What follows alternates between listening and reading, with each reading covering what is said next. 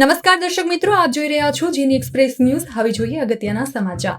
National highway પર આવેલા પદ્મલા ગામમાં રહેતા બે ભાઈઓ રણોલીથી પરત ફરતા હતા। પદ્મલા ગામમાં રહેતો 12 વર્ષીય સગીર અને મોટા ભાઈનો જન્મદિવસ હોવાને કારણે તેની સાથે રણોલીથી નવો મોબાઈલ લેવા તેઓ બાઇક પર જઈ રહ્યા હતા।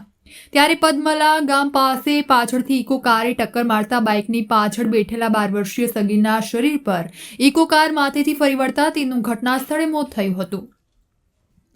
પદ્મલા ગામમાં રહેતો 17 વર્ષીય મોટો દીકરો શૈલેષ પરમારનો સોમવારે જન્મદિવસ હોવાથી તે 15 વર્ષીય નાના ભાઈ તુષાર સાથે રણોલી જઈ મોબાઈલ ફોન લઈ પરત આવતો હતો। ત્યારે પદ્મલા ગામ નજીક વૃંદાવન હોટલની સામે એક ઇકો કારે પાછળથી ટક્કર મારતા બંને ભાઈઓ ગંભીર રીતે ઘાયલ થયા હતા, જેમાં તુષારના માથા પર ઇકો કાર ફરી વળતા તેનું ઘટના સ્થળે મોત થયું હતું। શૈલેષને માથામાં ગંભીર ઇજાઓ પહોંચી હતી।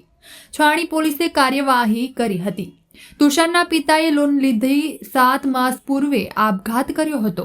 શૈલેષના પિતા પ્રકાશભાઈએ થોડા વર્ષો પહેલા લોન લીધી હતી, જો કે તેઓએ લોનની ભરપાઈ પણ કરી દીધી હતી, પણ પેનલ્ટી બાકી હોવાને કારણે તેઓ ભરતા હતા, જેના કારણે તેઓ આર્થિક બોજ લાગતા મે 2024માં તેઓએ આત્મહત્યા કરી લીધી હતી। હાલમાં તેઓની પત્ની ઘરકામ કરે છે।